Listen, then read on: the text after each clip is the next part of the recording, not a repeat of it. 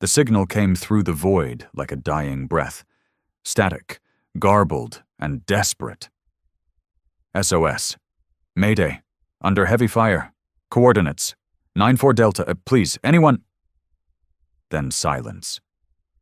Commander Elira Voss stood at the edge of the Starship Vanguard's observation deck, eyes locked on the vast emptiness outside. For a second, she didn't say a word. She didn't need to. Everyone on the bridge knew what that signal meant. Not just another distress call from some backwater colony. Not just another ambush by the Zentari Dominion. This one came from Bastion Red. A long-forgotten outpost once known for its unbeatable defense grid, Bastion Red was the last recorded location of a relic from Earth's final war. Titan 001, Goliath. A machine so massive, it had its own weather system when it walked. No one had piloted it in almost 80 years. The man who once did was a ghost now, buried under centuries of war files and black ink. But when humanity lost most of its fleet to the Zentari 3 years ago, the whispers started again. The Titan still sleeps. And now someone, some idiot or some hero, had triggered a distress beacon from its grave. "We're going," Voss said without turning around. "Prep the jump." Her crew hesitated. Lieutenant Reese stepped forward. "Commander, respectfully, it's a suicide mission. If the Zentari found Bastion Red, they've probably torn it apart by now. We don't even know if the Titan's still operational." Elira turned to face him. "Then we find out. That signal wasn't automated. Someone's still alive out there. And if the Titan is still standing..." Her voice dropped into something darker, harder. Then it's time the galaxy remembered what humanity was before the treaties. A tense silence filled the bridge before the helm officer finally nodded. "Coordinates locked." The stars stretched and twisted as the Vanguard jumped. Down on Bastion Red, Lieutenant Kai Morin wiped the blood from his brow. His squad was gone, annihilated in under 12 minutes by Zentari assault drones. He had managed to duck into the old hangar before they could finish him, dragging his shredded armor and broken pride behind him. He didn't expect anyone to answer his SOS. Hell, he barely remembered hitting the button. It was instinct. Training. Something left over from a time when humans still thought they mattered in this part of the galaxy. Now, as the old lights in the hangar flickered to life, one by one, he realized something terrifying. The Titan was still here. It stood like a fallen god at the center of the hangar, silent and monstrous. Covered in dust, its armor cracked and scorched in places, but unmistakably whole. 40 meters tall, painted black and silver, with a faint red glow pulsing from its chest core. It looked like it was breathing. Kai didn't know why the emergency systems brought him here. Maybe the AI inside the base still had basic memory functions, or maybe something in the Titan still recognized a human signature. Either way, the floor beneath him rumbled faintly, and the old lift cables groaned as a control pod descended from the belly of the machine. No, Kai muttered, stumbling backward. He wasn't a Titan pilot. He barely passed flight school. He was a field grunt, a nobody. But the Titan had opened for him. A deep, ancient voice boomed from inside its frame, sharp and metallic. "Pilot recognized. Human. Compatibility. 78%. Override protocol activated." The cockpit hissed open. Kai stared at it, shaking.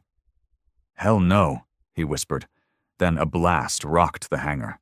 The drones had found him. Another voice came over his cracked comms. Filtered, calm, but unmistakably human. "This is Commander Voss of the Vanguard. We're inbound. Hold your position." Kai looked up at the open cockpit. The drones were coming, and the Titan was waiting. The cockpit was cold. Not cold like space or winter, but cold in the way something ancient and half-dead feels. Kai Morin climbed into the seat with hands trembling, armor dented and blood still drying in his collar. He had no idea what he was doing, but something deeper, older than memory, told him he was exactly where he needed to be. The hatch sealed shut with a heavy thunk. Lights flashed. HUD systems booted up one by one in a forgotten shade of green. A voice, deeper now, more mechanical but strangely human, echoed inside the cockpit. Neural sync initializing. Pilot heart rate elevated. Cortisol spike detected. Override accepted. The machine didn't ask for permission. It took control. Pain lanced through Kai's skull as 1,000 pins of data flooded his mind. Targeting systems, weapon diagnostics, atmospheric readouts, gravitational compensation. He screamed. Not because of the pain, but because it felt like the Titan was tearing his identity apart and rebuilding it into something useful. Outside, the hangar doors exploded. Centauri drones flooded in. Black, spider-like creatures with plasma cores and blade arms that glowed white-hot. They moved with a purpose, scanning the Titan, identifying it, then pausing. Kai felt it before he saw it. Fear. The Centauri drones hesitated. Goliath's systems kicked into full combat mode. The Titan raised its right arm, and from the forearm, a railgun unfolded. Ancient, rusted, but deadly. The first shot fired like a comet, slicing through 3 drones instantly. Their plasma cores imploded, lighting up the hangar in a blue inferno. Kai didn't think. He didn't strategize. He let the machine take over, and he moved. Goliath stomped forward. The ground cracked beneath its weight. Every step felt like thunder. A blade extended from the left arm, vibrating at frequencies too fast for the ear to catch. It cut through metal like tissue. Kai's blood sang. He had never piloted anything like this before, but it didn't matter. The Titan was moving with him, not against him. Their thoughts weren't synced, they were merged. He was no longer just a soldier. He was vengeance made of metal. The last of the drones retreated toward the hangar doors, signaling for reinforcements. Kai didn't let them. With a single charged leap, Goliath launched across the hangar, smashing the steel roof as it landed on the drones with both arms raised. The impact cratered the floor and vaporized everything within 10 meters. Dust and smoke filled the air. Silence followed. Then came the voice of Commander Voss again, now clearer, more urgent. "We're 10 clicks out. Who activated the Titan? Identify yourself." Kai coughed, blood trickling down his lip, grinning like a lunatic. "This is Lieutenant Morin," he said, chest heaving. I'm inside it.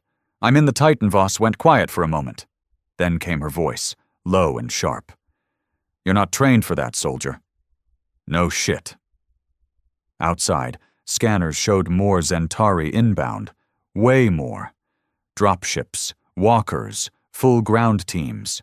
They weren't playing around anymore. They realized what was happening, and they were coming to bury it before it could fully rise. Inside the Titan, Kai could feel Goliath's systems warming up. The old war AI was rebooting.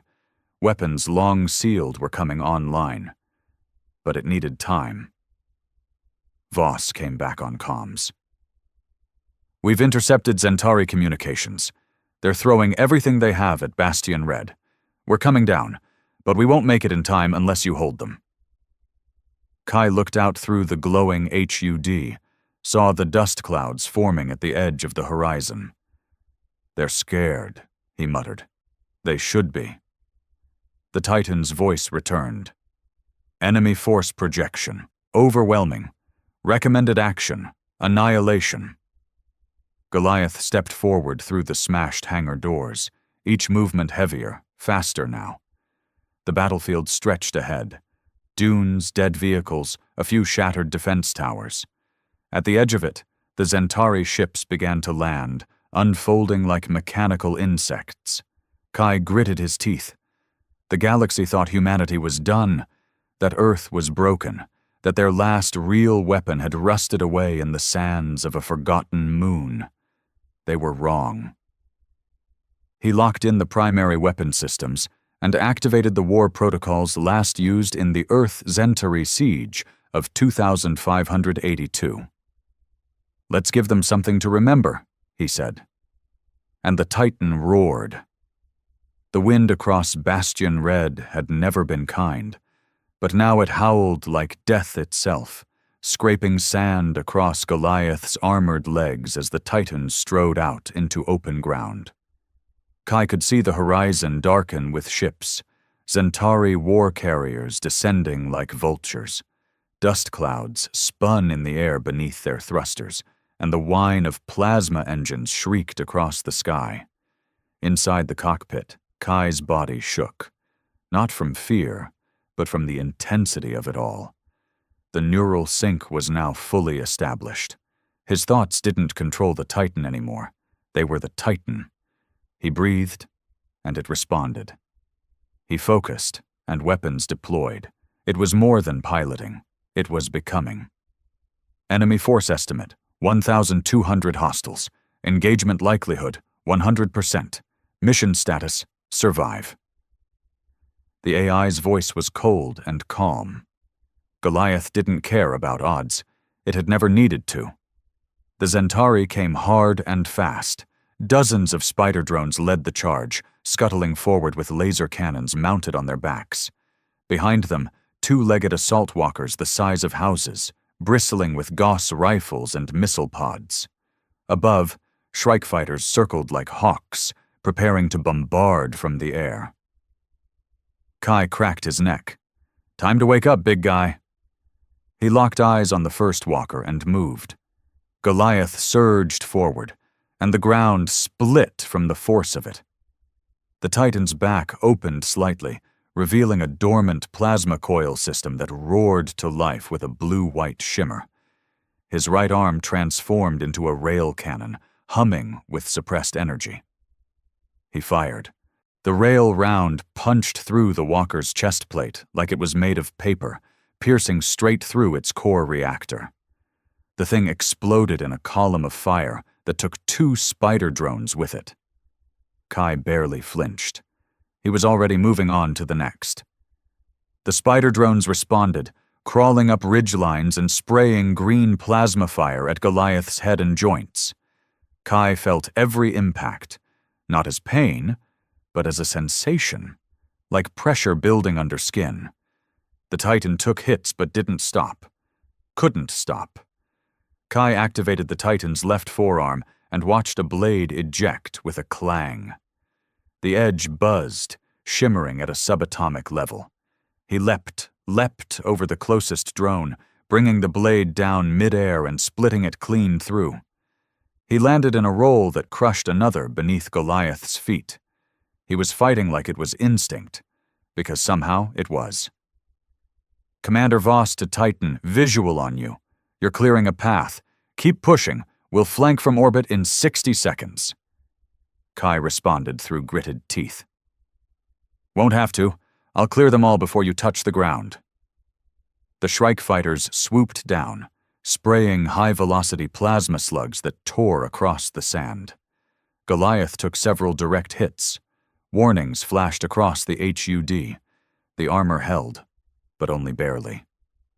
"Anti-air mode," Kai growled. 2 shoulder ports opened. Missile racks slid into place with a satisfying click.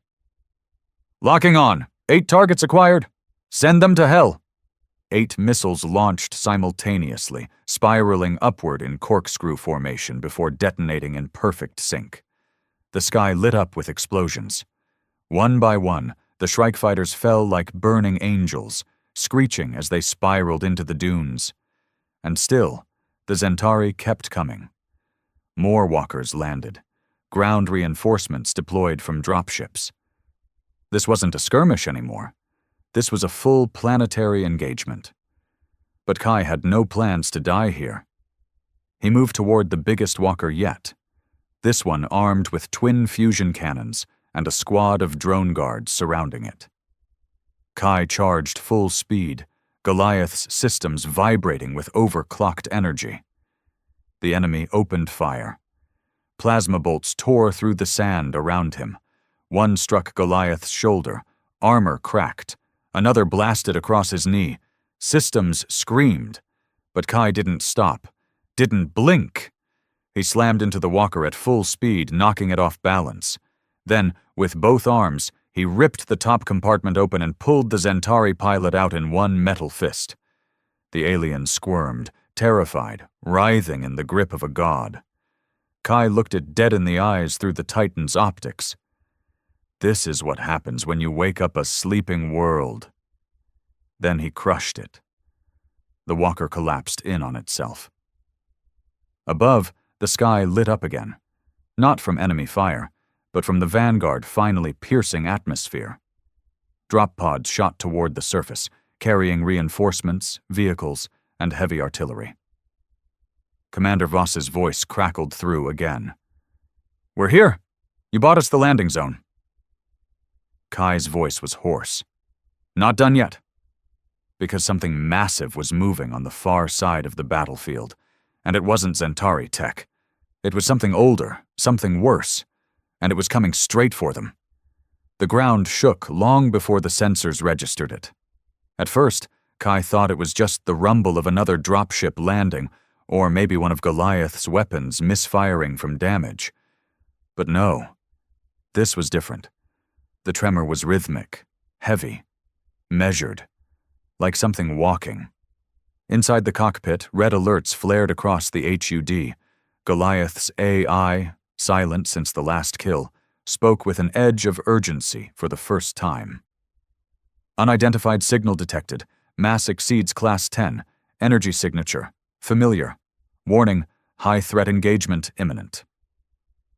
Kai narrowed his eyes. Familiar? The AI hesitated. Titan class. The blood drained from his face. Out on the horizon, a silhouette broke through the haze. At first it looked like just another Zentari walker, but then it kept getting taller. And taller. Its outline sharpened into something unmistakable. Broad, armored shoulders, clawed gauntlets, and a head crowned with sharp fins like horns. It stood just as tall as Goliath, if not taller. But what made Kai's stomach twist was what it carried. On its chest glowed the unmistakable symbol of Earth's lost war core, crossed lightning bolts beneath a burning planet. Human, but not friendly. Voss's voice cut in over the comms, tight and hard. "That's not Zentari. Repeat, that's not Zentari tech. We're reading Earth signal architecture, twisted beyond recognition." Kai said nothing. He could barely breathe. The AI confirmed his worst fear. Designation, Prometheus. Status, Rogue. Final log, presumed destroyed in Earth War, 2582. Reconstructed by unknown forces. Now under hostile control. Prometheus, the other Titan, the one that betrayed its creators. Legend said Prometheus went rogue during the final siege of Earth, massacred both friend and foe after rejecting all human command. No one knew what happened after that. Some said it was destroyed. Others claimed it fled into the black. But now, here it was, standing on Bastion Red, armed and powered by something unholy. Kai's mouth went dry, and then it moved. Prometheus didn't run. It charged. Each footstep cracked the ground, sending shockwaves through the battlefield. Its hands lit up with volatile plasma energy, and before Kai could react, a blast hit Goliath dead in the chest. The world spun. Alarm screamed.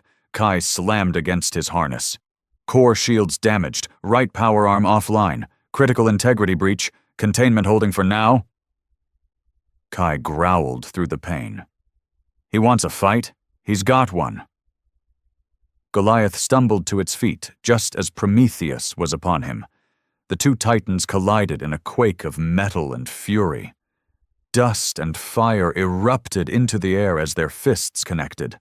One clean, ancient fury against something corrupted and twisted. Kai barely managed to block a second punch. Prometheus fought like it remembered pain, like it enjoyed it. Every move was brutal, Every hit came with the weight of betrayal. "What the hell did they do to you?" Kai shouted into the void, but Prometheus didn't answer. It didn't need to. A sharp claw slashed across Goliath's left shoulder, sparks flying as armor peeled open. Kai screamed. His neural link sparked, flaring pain across his ribs.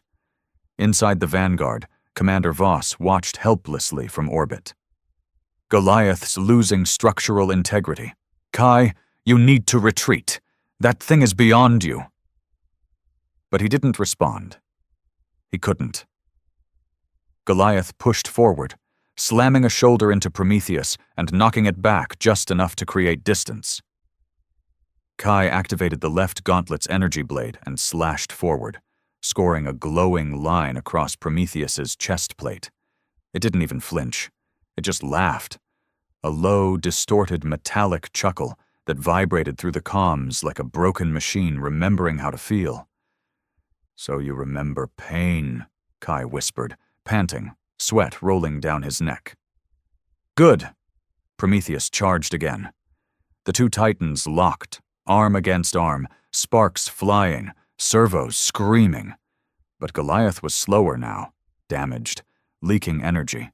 Kai needed something, an edge, a memory. Then Goliath's I spoke, quiet, like a whisper from a forgotten war. "Unlocking emergency protocol, Earth's last breath." Kai blinked. "The hell is that?" "You'll know it when you need it. Keep him close." Outside, Prometheus raised both arms for a killing strike. Inside, Kai grinned through bloody teeth. "Let's die like legends, then." Prometheus raised both arms, plasma cores glowing white-hot, blinding even through the Titan's reinforced visor. Kai knew if those blasts landed, it would shear Goliath clean in half. No system could withstand it, not even Earth's last war Titan. But Goliath wasn't trying to withstand it. It was baiting him. "Now," Kai whispered through clenched teeth, trusting a machine older than his father's father, trusting it completely. The AI's voice returned. Calm, resolute, final. "Emergency protocol, Earth's last breath, activated." For a heartbeat, everything stopped. Time, sound, movement, frozen like a photograph. Then, Goliath's chest cracked open. A circular core, once dormant and sealed since Earth's last global war, glowed with a deep, unnatural red.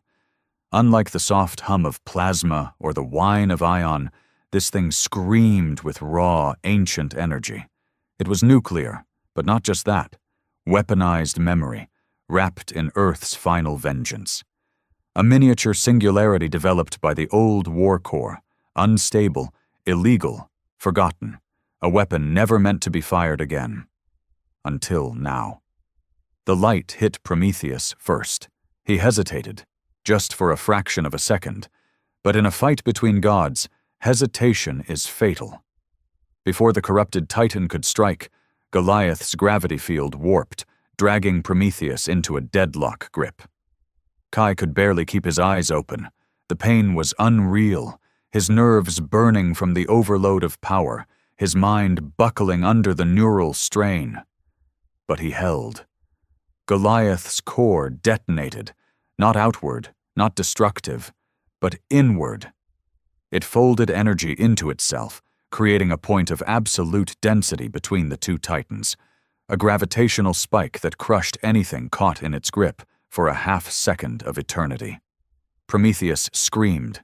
Its claws lashed wildly, plasma fire blasting in every direction, carving deep scars into the landscape. But Goliath held on, refusing to let go. And then came the sound, like the sky itself breaking.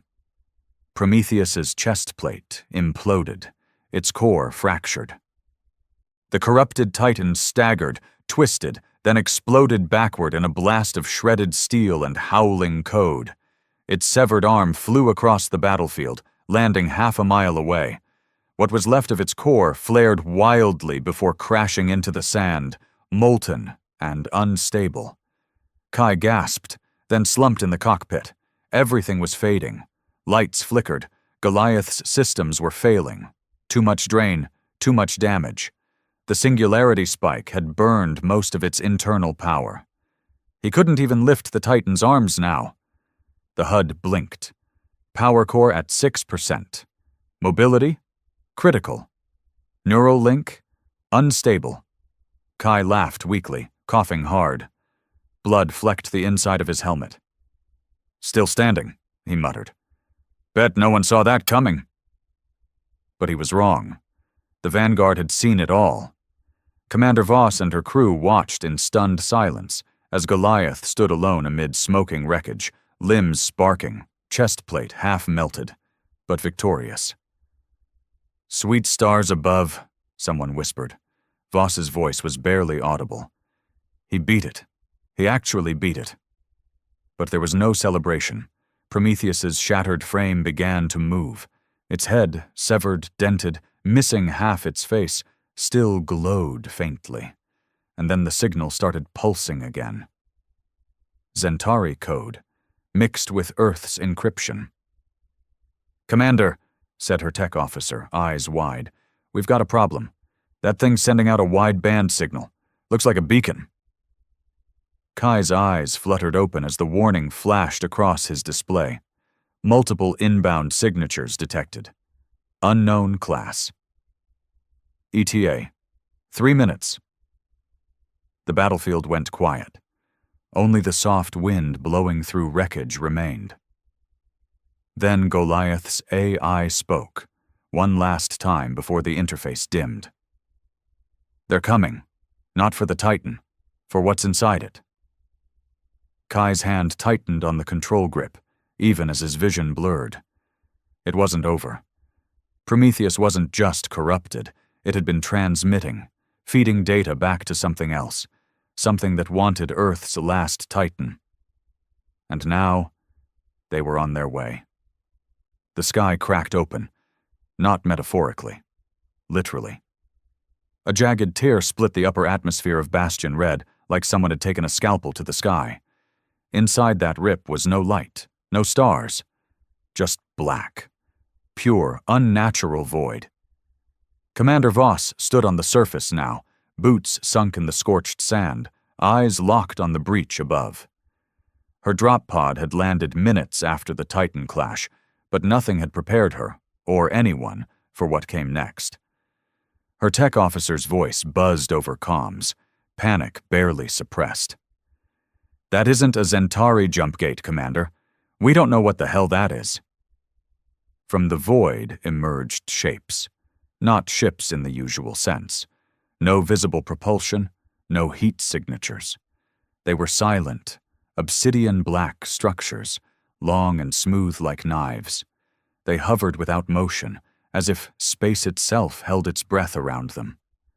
Then they sang. A low, bone-rattling hum spread across the battlefield, too deep for ears but felt in the spine. Kai groaned inside Goliath's cockpit. The neural link flared back to life in brief, glitchy pulses. Warning texts scrolled so fast he couldn't read them. Then a line of code appeared across the HUD that chilled him more than anything Prometheus had done. Internal signal detected. Entity class, ancient. Core origin, humanity. What the hell does that mean? He whispered. Goliath's AI, still barely hanging on, replied slowly. They heard the Titan wake up. They've been waiting. Outside, the knife ships arranged themselves in a perfect triangle in the sky. Energy gathered around them. Again, no visible weapons, just a tension in the air. Like the laws of physics were deciding whether to continue functioning. Kai forced himself upright, pain flaring through every muscle. Tell me the truth. What's in the Titan's core? Silence. Then, it's not just a power source, it's a vault, a memory bank, a fragment of what humanity once was before the collapse. Kai's eyes widened. What kind of fragment? Consciousness. A pause. Not yours. Not mine. Theirs. The minds of the war architects. The people who built the Titans, who engineered the final weapons of Earth. Their knowledge, their rage, all buried here. Kai could barely breathe. And Prometheus was trying to upload it? Yes, that's what corrupted it. Someone, or something, found Prometheus in the dark and turned it into a transmitter. Now the enemy had the signal. Now the enemy knew where Goliath was, and what it carried. A massive boom shattered the sky as one of the knife ships dropped lower, coming within atmospheric range. It didn't fire, it didn't speak, but the ground under Goliath shifted, then cracked. A tremor rolled out in all directions. It wasn't just a ship, it was a harvester. It was here to take Goliath. Voss's voice snapped over comms. Morin, are you hearing this? They're not after the planet. They want the Titan. We need to evac, now. Kai coughed and shook his head, still inside the wrecked cockpit. He could feel Goliath trying to reboot, piece by piece, its broken systems crawling back to life. Weapons were shot. Armor was down to 20%. But something else, something older, was stirring inside it. Then a soft voice echoed inside his skull. Not the AI, not his own thoughts, something else, a woman's voice, clear, sharp, ancient. He who holds the last Titan holds the last war. Kai flinched. Who are you? I am what's left of Earth's vengeance, and I'm not done. Then the HUD lit up, systems flooded with red and gold runes, pre-collapse code. The Titan jerked forward, limbs sparking, reactors coughing back to life. The AI didn't protest. It was obeying now. Whatever had awakened, it wasn't artificial. It was legacy. Kai grinned through cracked lips. Guess we're not dead yet. Outside, Voss and her strike teams backed up as Goliath, torn and glowing like a dying sun, stepped forward again, toward the impossible ships, toward the black rip in space, toward the war that no one had expected would ever return. Commander, Kai said over open comms, voice steady now. Tell the fleet to brace. For what? Voss asked. For Earth's past. He looked up at the sky. Because it just came back to finish what it started. Silence. Not the peaceful kind. This silence pressed, thick and unnatural, like reality itself was waiting for permission to move again. Above Bastion Red, the knife ships hovered without motion, their presence wrong in every possible way. Space rippled faintly around them like they weren't flying, but imposed into existence. The tear in the sky behind them pulsed slowly, rhythmically, like a heart too large for any living thing. And on the ground, battered and burning but somehow upright, Goliath began to walk. Each step echoed, not just in sound but in memory. Across the battlefield, every soldier, every machine, every drone, Centauri or human, stopped and felt it. Kai didn't know what force had taken over the Titan, but he could feel her now, not just the voice, a presence, a cold clarity that slid into his bones. His hands moved on instinct, but it wasn't him. It was both of them, he and the architect. The voice returned. Calm, cold, absolute. They've come to claim what we buried. Let them come, but they will leave pieces. From the scorched earth around Goliath's feet, forgotten systems awoke. The Titan's plating shimmered, its surface fracturing slightly as dormant shielding tech activated for the first time in over a century. Hidden rail ports hissed open across its back and thighs, and deep within its spine, a second reactor spun up, this one older than the Titan itself. The Vanguard watched from orbit, struggling to make sense of the power readings coming off Goliath now. Commander, said the ship's weapons officer, eyes wide, we're picking up pre-collapse signals coming from the surface. Levels are off the charts. This isn't just power, this is code, a live code. Voss swallowed hard. He activated the core. Not just that, the officer whispered. The core is responding. Back on the battlefield, the first of the knife ships made its move. It split open. No visible doors, no propulsion, just an unfolding, impossible rearrangement of matter, and from it dropped something that didn't walk, didn't crawl, but floated, as if gravity didn't apply. A creature, or maybe a machine, limbless, sleek, and smooth. Its surface constantly shifted like flowing black oil, forming symbols then swallowing them whole. No eyes, no face, just hunger. The voice inside Kai's mind recognized it instantly. The collectors, they came at the end, not to conquer, just to take what remained. The creature pulsed once, and a beam of dark red light lanced toward Goliath's chest. Kai barely moved before Goliath did, raising both arms in a crossed shield. The impact hit like a meteor, shields flared, armor split further, but Goliath held. Kai roared, "You're not taking anything from Earth again!" And then he moved. Goliath sprinted, not fast like a runner, but fast like an avalanche, controlled chaos.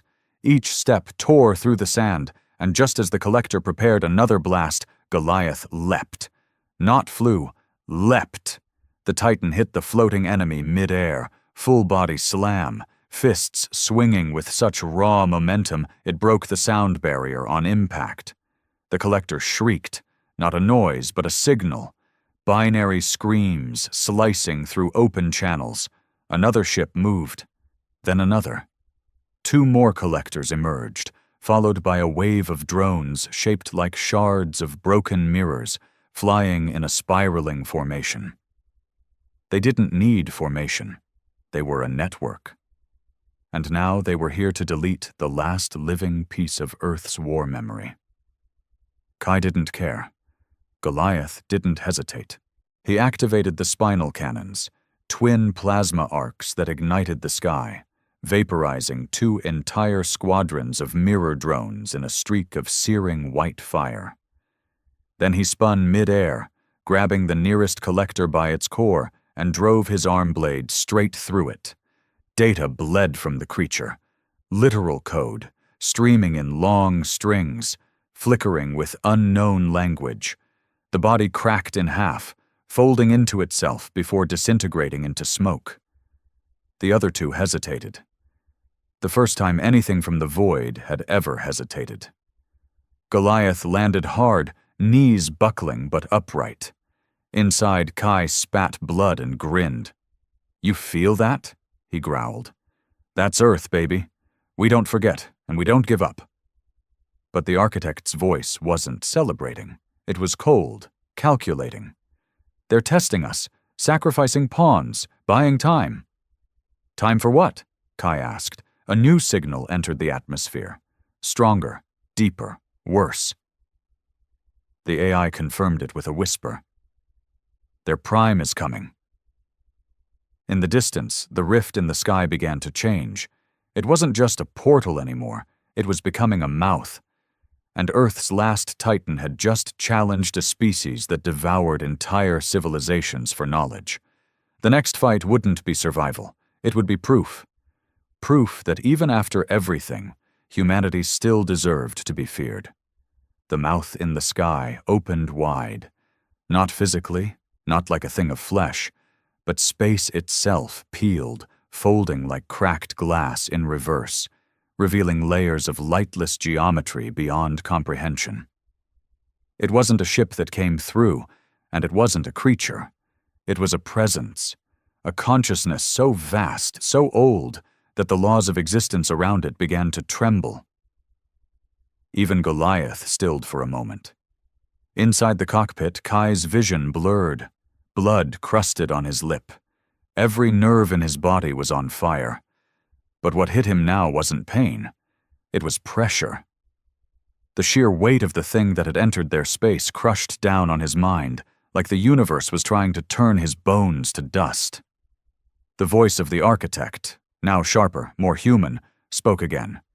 "The Prime has come, the one who harvested Mars, who erased Europa, who consumed Titan." Kai's breath caught. "Why Earth?" Because we refused.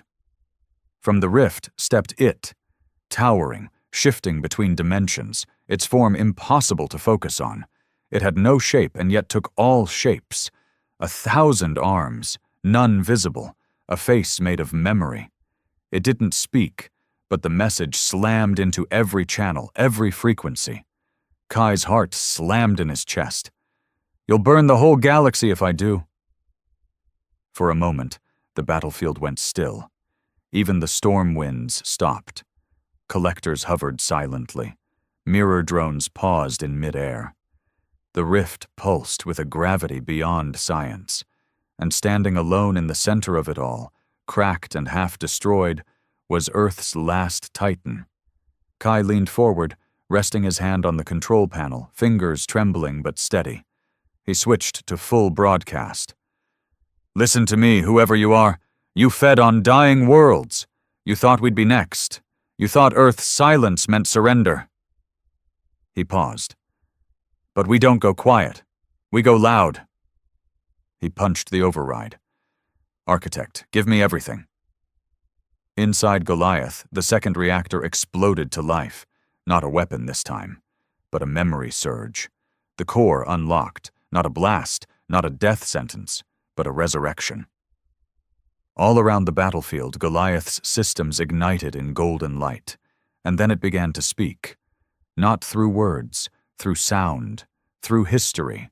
Fragments of voices, Earth generals, war engineers, pilots long dead, streamed into the air like a song of rage and steel. Tactical code interlaced with language no collector could parse. Goliath wasn't just a machine anymore. It was Earth's will made metal. "If this is our last fight," Kai whispered, "then let's make it a legend." He charged, straight at the Prime. The collectors screamed, breaking formation to intercept. Mirror drones swarmed, but Goliath moved like a creature reborn. Every footstep cracked the ground, each punch a shockwave. Blade arms snapped into place, slashing through enemies like paper, and behind Goliath, Earth's code blazed, a corona of human history. Angry, beautiful, undeniable. The Prime responded in kind. A beam of dark compression matter fired from its core, a weapon that warped time itself. But Goliath didn't dodge. It absorbed. Shields shattered, armor melted. But the Titan kept going, crawling through energy meant to erase suns. Kai screamed. Every nerve burned white. His spine arched against the chair. "Architect! Now!" A third reactor activated. Deep inside Goliath, the last forbidden system lit up, a technology not even Earth had dared use in the old war. The Singularity Lance. Not a gun, not a bomb, a point. One needle of compressed matter accelerated past light itself. Kai locked on. The Prime hovered, still trying to calculate what this machine was. Too late. Goliath lunged. The lance deployed, a single golden line piercing through reality and through the Prime's chest. For a breathless second, time froze. Then, the Prime fractured. Not exploded. Fractured. Like a concept being rewritten. Its body twisted, folding in on itself. Its scream a data quake that sent collector ships crashing to the ground. The rift began to collapse. The collector fleet lost its cohesion. Drones shorted out mid-air. Knife ships fell from the sky like severed limbs. The mouth in the sky tried to close, but it was too late. Earth had spoken, and it had spoken through Goliath. The battlefield fell silent. Goliath dropped to one knee, steam pouring from its joints. Power levels, 2%. Core, stable. Reactor, dead. Inside, Kai slumped forward, vision gone, body shaking uncontrollably, but he was alive. Commander Voss's voice finally came through, choked and awed. We saw it. The whole fleet. That wasn't just a fight. That was a message." Kai, barely conscious, smiled weakly. "That's right." He coughed once, chuckled. "HFY, baby." They were called the Zarkari, a tall, gray-skinned race with sleek, angular features and no concept of emotion. Cold, efficient. Their culture was built on logic and hierarchy, not compassion. So when a young human child wandered onto one of their border colonies, the response wasn't negotiation or understanding. They dissected her. Her name was Amara Lane, age 8. Brown curls, tiny dimples, and a voice that could melt the hardest heart. She'd gotten separated from her parents during a diplomatic visit on a neutral moon station. One moment she was looking at glowing jellyfish in the alien tanks, and the next, she was gone. The station's cameras caught her being lured into a corridor by a Zarkari scientist named Kulveth, but the Zarkari refused to acknowledge any wrongdoing. "We are within our scientific rights," their ambassador had said. "She entered our territory. We considered her a specimen." That word, specimen. They tried to play it off with clinical detachment, claiming they hadn't realized her intelligence level. They hadn't understood that a child, a human child, was sacred to Earth. When Earth received the images of what had been done to her, there was a moment of global silence. Not grief, not confusion. Rage. The Zarkari didn't understand it at first. They had warred with hundreds of species, dominated planets, broken civilizations under their cold, strategic grip. But this was different. This wasn't about politics or conquest. This was personal. The child had been the daughter of Juno Lane, a decorated Earth diplomat, and her husband Commander Riker Lane, a man known for his calm. But after that day, Riker never smiled again. The Earth Council voted unanimously. No debates, no diplomacy. The resolution was titled, Operation God's Fury. Within 6 days, Earth's armada had mobilized. Not the ceremonial fleets, not the peacekeepers. No, this was the Black Wave, humanity's deep core military units designed not for defense, but eradication. At first, the Zarkari laughed. Primitive, emotional creatures, they scoffed. Avenging a single offspring? How inefficient. Then Earth unleashed Hydra 13, a swarm AI weapon that hijacked the Zarkari's planetary defense grids, turning them against their own people. Zarkari cities didn't fall. They vanished. Their ships didn't fight. They exploded from the inside, their engines infected with nanovirus codes buried inside what had seemed like peaceful trade satellites. And still, humanity didn't send envoys. No ceasefire calls, just a single message broadcast in every known galactic frequency. You hurt one of ours. There will be no forgiveness. By the time the Zarkari understood this wasn't war, it was a cleansing. It was far too late. Their homeworld, Zarkal Prime, tried to plead for mercy.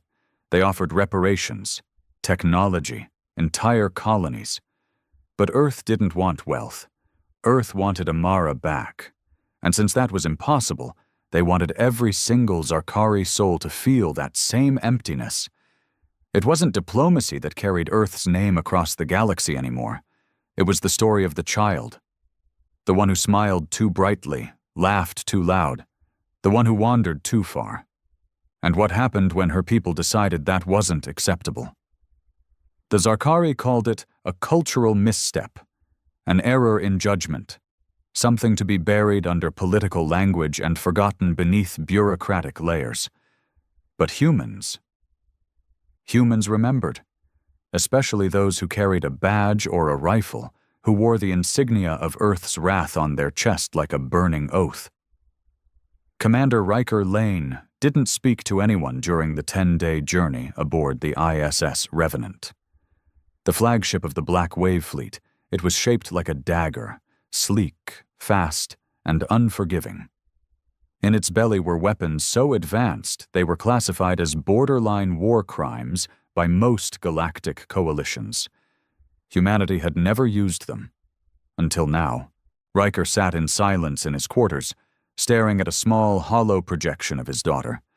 Amara holding her favorite stuffed otter, waving at the camera with eyes that still sparkled even in death. The projection looped every 17 seconds. He hadn't turned it off once. There was a knock at his door. "Come." Captain Soraya Vega, his second-in-command, stepped in. Her usually steady gaze flickered with unease. "We've received confirmation. Zarkari refugee transports are fleeing the Tarsus belt. They know we're coming." Riker didn't look at her. "Let them run. They'll only die tired." Soraya hesitated. "There are children aboard some of those ships." Riker's jaw tightened. "Then they should have taught their parents not to carve up mine." The silence after that was heavier than steel. Soraya didn't argue. Not because she agreed, but because this mission wasn't built on rules. It was built on grief. The Revenant exited hyperspace with a thunderous ripple of space-time over the shattered remains of Outpost Varel 7, once a mining colony co-managed by Earth and the Zarkari. Now, it was a drifting graveyard, the result of a retaliatory bombing conducted by rogue Zarkari units after Earth's first strike. They'd killed 163 humans, many of them engineers, most of them unarmed. But they hadn't found Riker's rage. That was still coming. The Black Wave didn't announce its presence. It didn't need to. Ships began disappearing from sensors across Zarkari space, one by one. Not in combat, not in glorious battles, just gone. Because Earth had unlocked a technology called Echo Code, a frequency-based algorithm that shattered biological nervous systems from across solar systems. They didn't destroy the ships. They killed everyone inside, instantly, clean, clinical, poetic. Back on Earth, people watched in silence. No parades, no celebrations. They mourned. But they didn't stop the fleet, because the world had seen Amara's body, her tiny chest opened, her organs tagged with cold alien numbers, her eyes left wide, staring at nothing. On day 12, the Revenant received a transmission. It was from a Zarkari High Chancellor, his skin paler than the usual steel gray, his voice trembling with something rare among his kind. Fear. "We admit fault," he said. "We offer reparations. We are willing to surrender." Riker responded with a single sentence. "You don't get to surrender."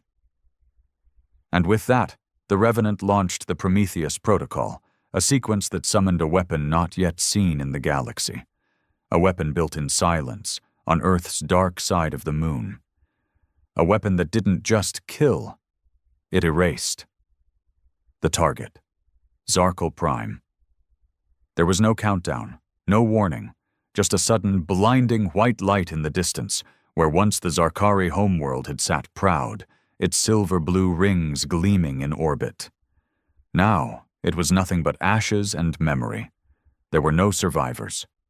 Riker stood on the observation deck, watching as the last fragments of Zarkari culture crumbled into cosmic dust. Beside him, Soraya said nothing. "What now?" she finally asked. Riker didn't answer right away. He looked at the photo of his daughter on the screen, then out at the stars.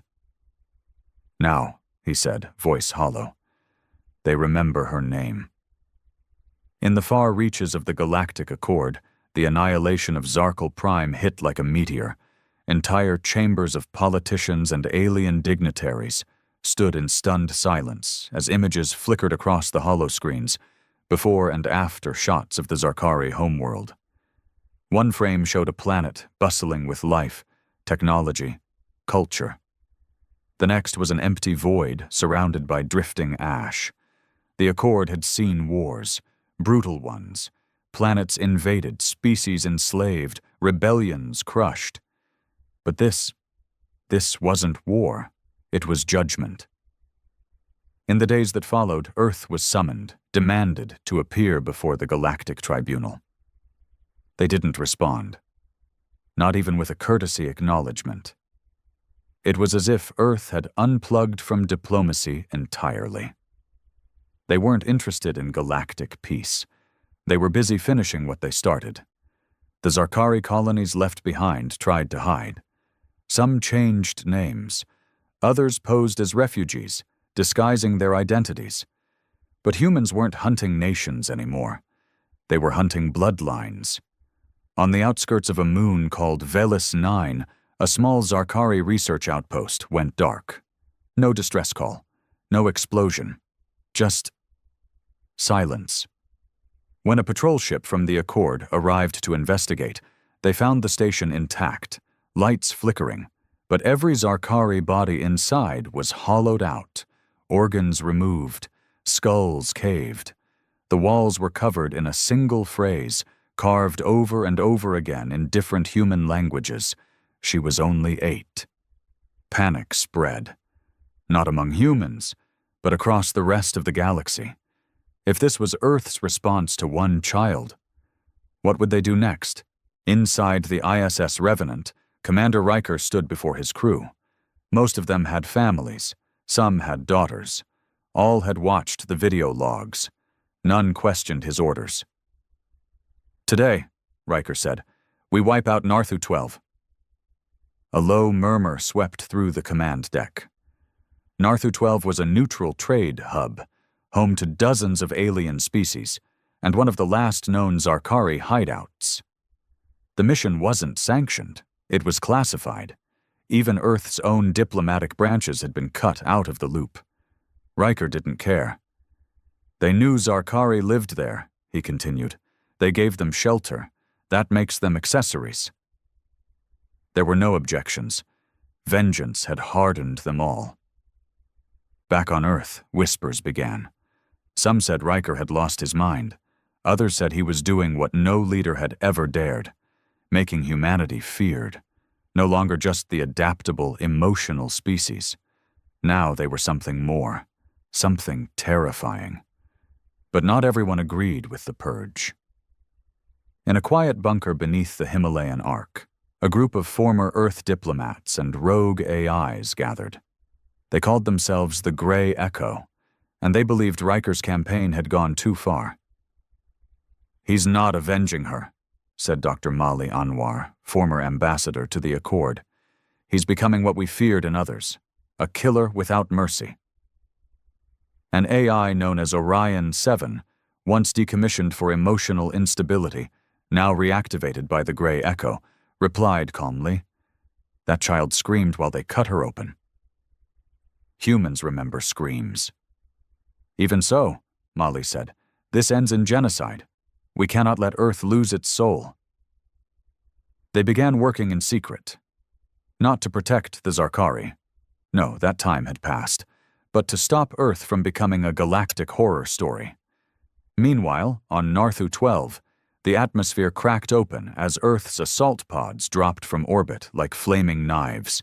Screaming civilians, some Zarkari, many not, ran through narrow corridors, begging for mercy that never came. Riker didn't blink as he watched the feed. "This is for her," he whispered. In the wreckage of a shattered spaceport, a Zarkari mother clutched her child close, shielding him from the fire. She looked up at the sky as the human soldiers marched in. "We didn't kill her," she cried. One of the soldiers paused, helmet tilting slightly. The child in her arms had blue eyes, human eyes.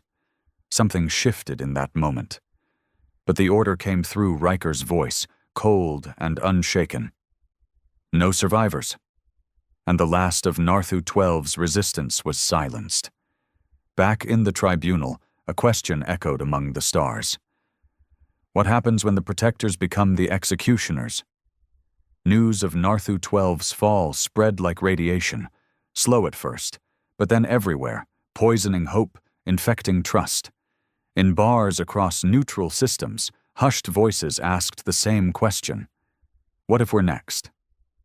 The galaxy had always viewed humans as volatile, but ultimately reasonable, prone to emotion, yes, but tempered by empathy. That illusion was gone. Humanity wasn't talking, it wasn't negotiating, it was purging. And now, for the first time since the campaign began, cracks started to show. Inside the ISS Revenant, a silence lingered longer than usual. The corridors, once filled with chatter and determination, now echoed with tension. Commander Riker stood in the war room, staring at a holographic star map dotted with red, each one marking the last known Zarkari enclaves. "You've already erased 17 systems," Captain Soraya Vega said, voice low but edged with steel. "How many more before we stop calling it vengeance?" Riker turned to her slowly, eyes sunken, voice brittle. "We stop when they stop breathing." "You're not the same, Riker," she said. "And this isn't justice, it's slaughter." He didn't answer. Instead, he turned away and tapped the console. The next target appeared. Virexis Station, an old orbital lab where a handful of Zarkari scientists were rumored to be hiding. "Prep the Phantom drones," he ordered. Soraya didn't move. "They're civilians, biologists, engineers, no weapons. They bred the minds that opened her chest." Soraya stepped forward. "So we punish everyone who shares a bloodline? What makes us better than them?" Riker's jaw clenched. For a brief moment, something flickered behind his eyes. Grief? Doubt? But then it was gone. "She died scared and alone," he said. "I'm not asking you to feel right about this. I'm asking you to finish the mission." Soraya left the room, and this time, she didn't salute. Elsewhere, in the dark of deep space, the gray echo was growing. More diplomats, ex-military, and off-grid. AI units joined their cause. They'd intercepted Earth's plans for Virexis Station and knew they had less than 72 hours to stop it. "We can't fight the Revenant," Mali Anwar said, "but we can show them what they've become." Orion 7 nodded. "A mirror is deadlier than any weapon when held to a grieving man." They sent out a covert broadcast, a compilation of images and recordings. Human soldiers walking past crying Zarkari children, cities turned to glass, old Zarkari scholars burned alive inside their libraries. And at the end of the transmission, they played a message from Amara's own mother, Juno Lane. "My daughter deserved justice," she said, "but she wouldn't have wanted this. Amara believed in kindness, in stories, in peace." The message spread like wildfire. And for the first time, the people of Earth started questioning their heroes. Meanwhile, in the shadows of the Revenant's crew quarters, a rebellion began to take shape. Young recruits whispered at night, asking each other if this was still right. Some had seen too much. One by one, they began meeting in secret, their thoughts turning from obedience to resistance. A sergeant named Kai Moreno, who'd once held Amara in his arms when she visited the fleet as a child, now struggled to sleep. Her laughter haunted him. He'd joined the Black Wave for her, for what was done. But Virexis Station? He wasn't sure anymore. That night, Kai made a decision. He entered the command chamber while Riker reviewed satellite scans. "Sir," he said, his voice tight, "what if we don't have to kill them?" Riker didn't even look up. "We do."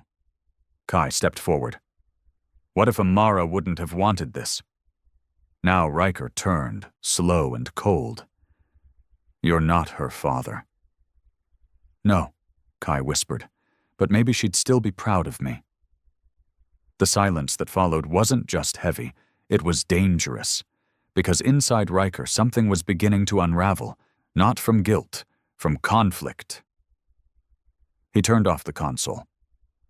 "Get out of my sight," he said, "before I forget who you were to her." Kai left, but the seed was planted, and far below, orbiting a pale star in Sector 12, Virexis Station's scientists looked up at the sky, unaware that death was coming. Unless someone, anyone, chose to stop it. Virexis Station floated in silence, a slow-moving orbital ring built decades ago, mostly forgotten by the galaxy. Its labs were dusty, its walls outdated, but the minds inside were still sharp.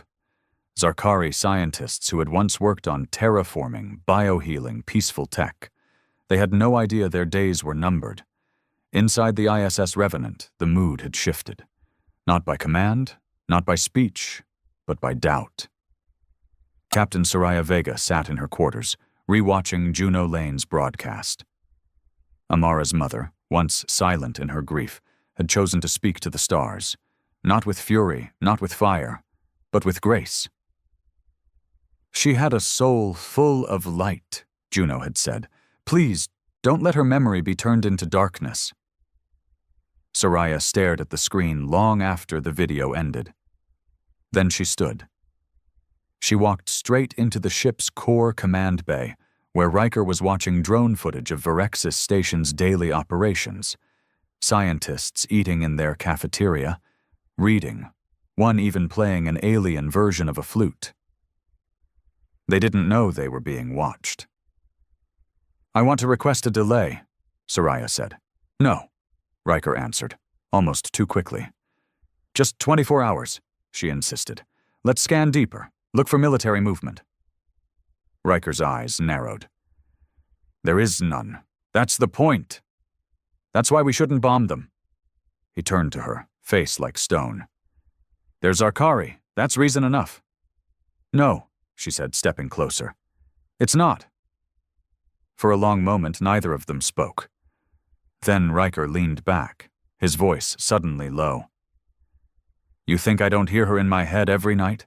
You think I don't see her face before every order I give?" "Then ask yourself," Soraya whispered, "is this what she would have wanted?" Riker didn't respond, but something in him hesitated. At the same time, Kai Moreno met with a half-dozen crew members in an abandoned storage bay. They were all like him. Young, angry, tired. They believed in the mission once. Now they weren't sure what they were part of anymore. "We have to stop the launch," Kai said. One of the medics frowned. "That's treason." Kai shook his head. "That's conscience." They devised a plan. Small, quiet, a code injection into the drone targeting systems, just enough to scramble their sensors. Not a full sabotage, just a delay. Enough time for Grey Echo to make contact.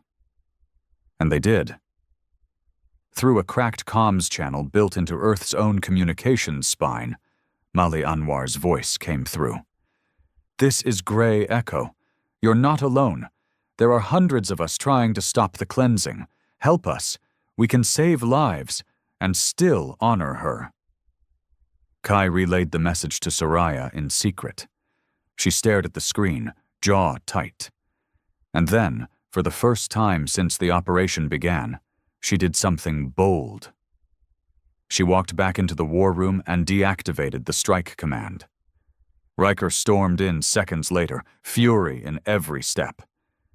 "You overstepped. I saved you from making a mistake you'd never come back from." "She was my daughter!" Riker roared, slamming his fist into the console. "They butchered her!" "I know," Soraya said quietly, "and she was my goddaughter." That stopped him.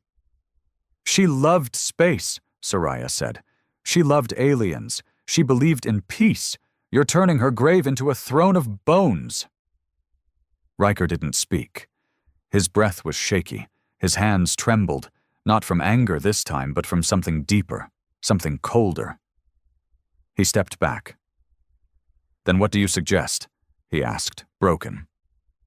"Send a team," she said. "No weapons. Open a channel. If they raise a gun, we drop hell. But if they open their arms—" Riker closed his eyes. "Then we open ours." In orbit, the drones powered down. The Revenant shifted course. And across Virexis Station, alarms fell silent. Below, the scientists looked up at the sky, still alive. And for the first time in weeks, the galaxy exhaled.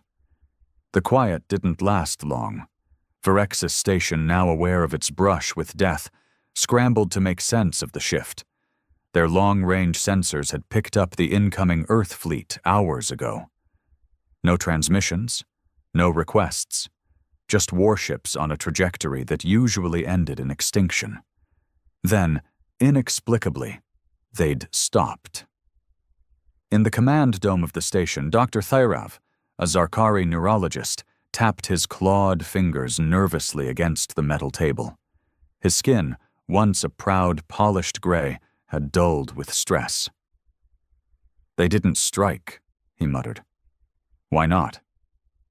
Across from him, Karl, a young Zarkari engineer, whispered, "Maybe they realized we're not part of what happened to the child." Thyrav looked at him, tired and bitter. "You still think humans care about guilt or innocence?" But even as he said it, the station's comms system chirped. A message, encrypted but human. "Virexis Station. This is Captain Soraya Vega of the ISS Revenant. We are requesting peaceful dialogue. No weapons, no soldiers. We ask only for truth. You will not be harmed." The room went silent. "What do we do?" one of the researchers asked. Thyrav stood, the weight of 1,000 decisions on his shoulders. "We answer. Not because we trust them, but because we're tired of dying." A day later, in a sterilized chamber aboard the Revenant, the first diplomatic meeting since the Zarkari cleansing began took place. Captain Soraya stood face to face with Dr. Thyrav, separated only by a transparent barrier. Both parties refused to meet in full presence yet. There was still too much blood between them. "I'm not here to excuse what happened to Amara Lane," Thyrav said first. "What Kolveth did was beyond monstrous. He violated every code of science we still believed in." "He tore her apart like she was nothing," Soraya said, calm but heavy. "That wasn't just science, that was hate." Thyrav looked down. "We tried to silence it, cover it, pretend it was misunderstanding. But deep down, many Zarkari saw humans as beneath us, too emotional, too chaotic. And you proved us wrong in the most terrifying way imaginable." Soraya tilted her head. "Then why should we believe this station is different?" Thyrav stepped closer to the glass. "Because I had a daughter too. Her name was Nairis. She died during the strike on the Tarvan system." She was 6, Soraya's throat tightened. She didn't expect that. "We aren't innocent," Thyrav continued, his voice trembling, "but we are not all murderers." The line went silent for a beat. "I believe you," Soraya said at last. Back in the shadowed corridors of the Revenant, not everyone agreed. Commander Riker sat alone in the observation deck, watching the meeting unfold on a silent monitor. His fists were clenched. His mind was chaos. His daughter was still gone. His wife, Juno, had left Earth and disappeared after her broadcast. Too much pain. Too much war. Riker hadn't spoken to her since.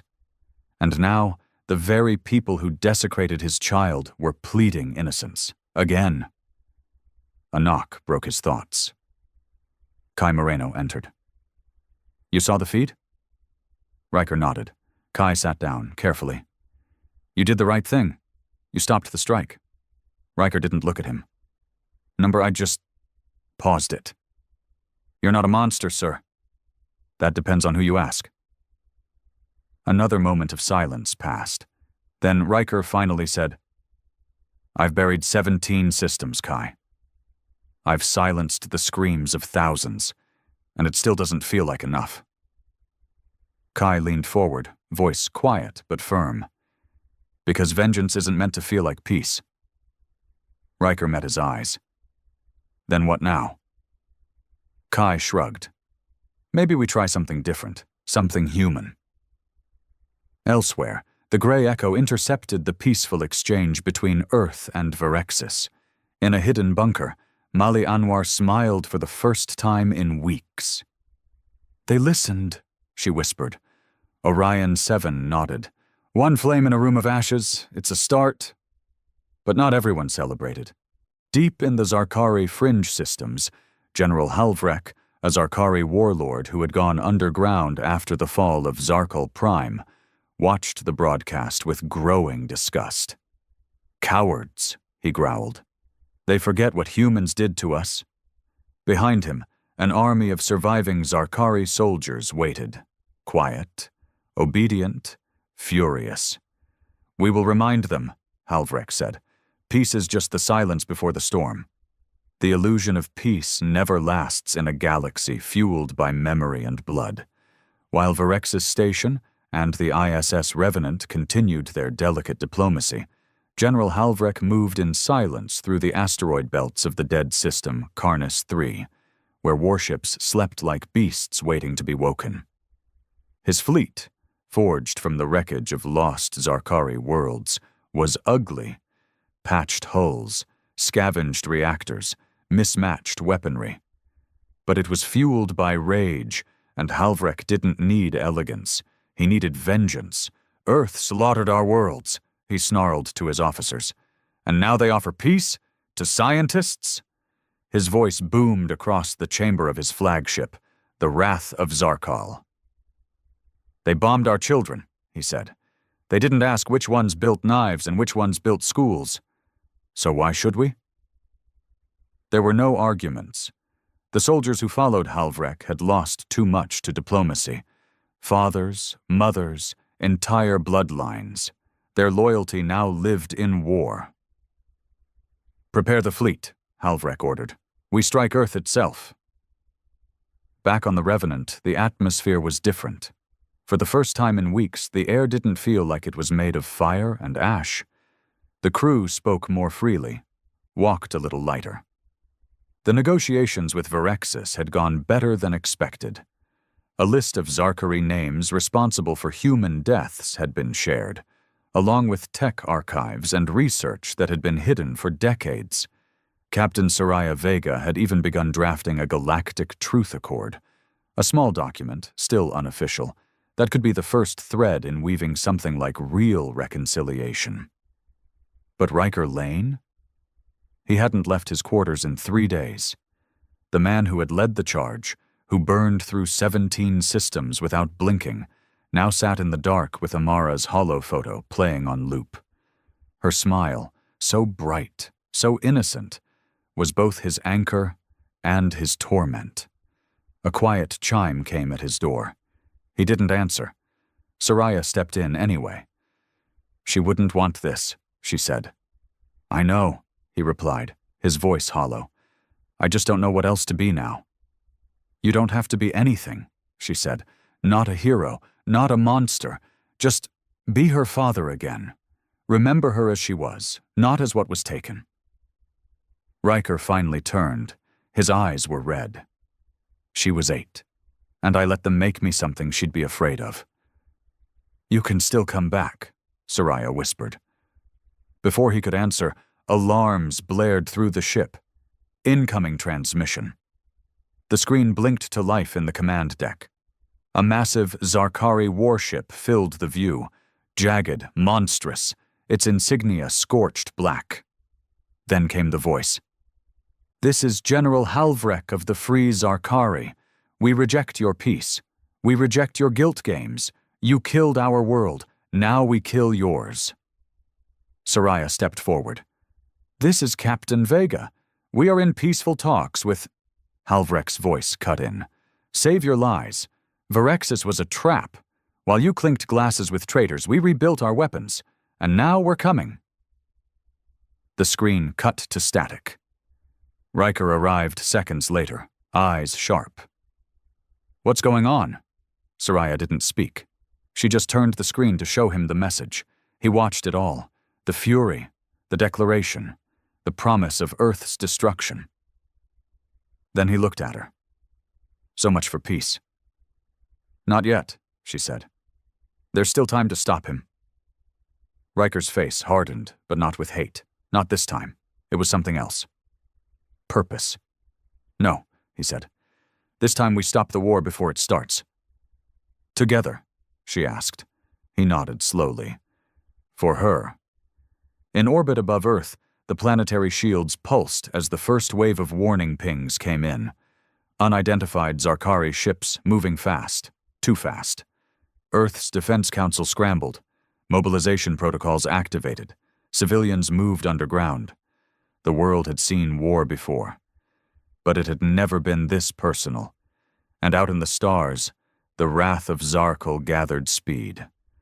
Halvrek stood at the helm, eyes locked on the pale blue dot in the distance. "They gave us extinction," he muttered. "Now we return the favor." The stars above Earth dimmed as the wrath of Zarkul and its fleet cut through the void, an avalanche of hatred dressed in steel. Zarkari warships flanked Halvrek's flagship in a wide crescent, their weapons glowing with pulse energy, engines howling like banshees through the darkness. There were no more speeches, no more broadcasts. This wasn't politics. This was revenge delivered at light speed. But Earth was no longer asleep. The planetary defense grid activated in full force for the first time since the purge began. Thousands of orbital cannons turned skyward. Shield arrays shimmered across continents like glowing spiderwebs. From deep bunkers beneath the Himalayas, the Earth Defense Council issued a single command: engage. And the sky caught fire. From the ISS Revenant, now stationed just outside the moon's gravity well, Commander Riker Lane stood on the bridge, watching the unfolding battle with calm intensity. He'd shaved, cleaned his uniform. For the first time in weeks, he looked like the man he used to be. He turned to Captain Soraya Vega. "They'll break through eventually." "Yes," she said, "but maybe not if we do this right." The Revenant had something no other ship possessed. The Prometheus Array, a gravity-folding weapon powerful enough to collapse small fleets into neutron dust. But it had one flaw.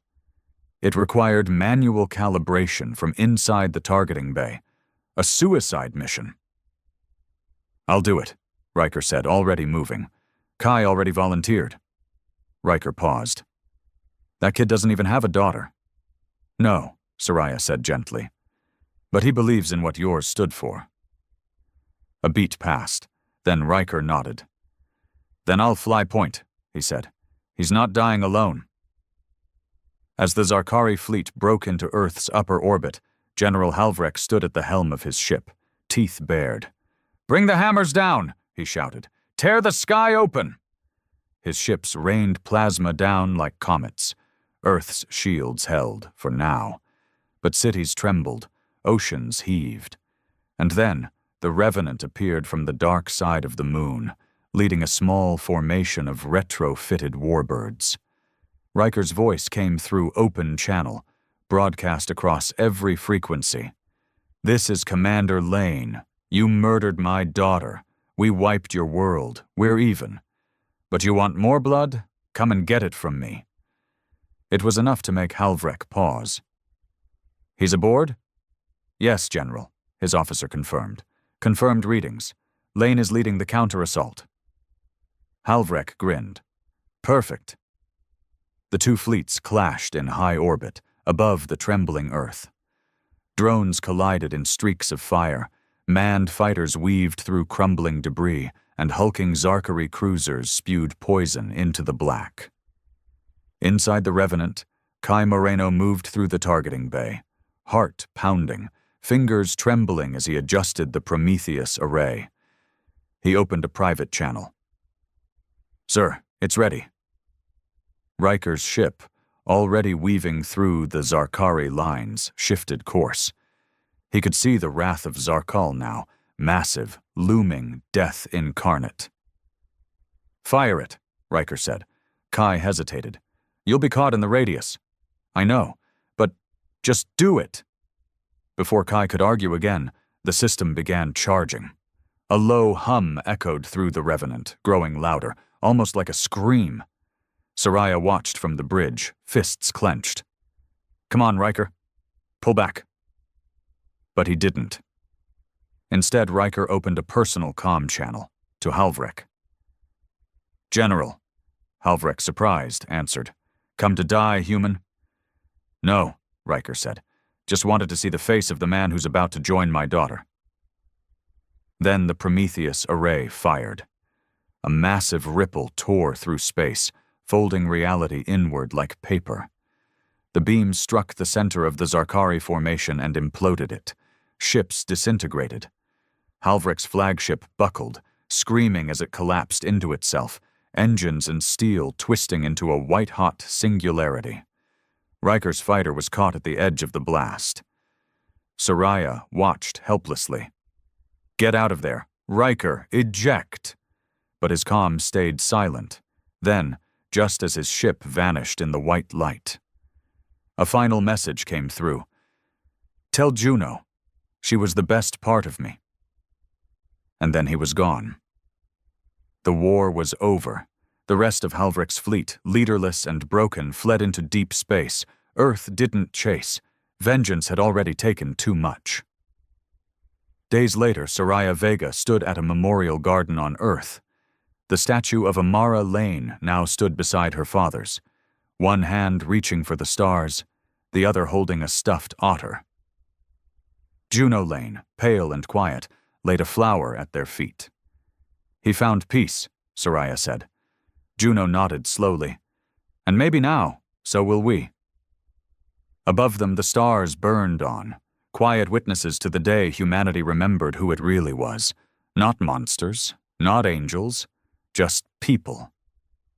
Furious, flawed, and finally, free.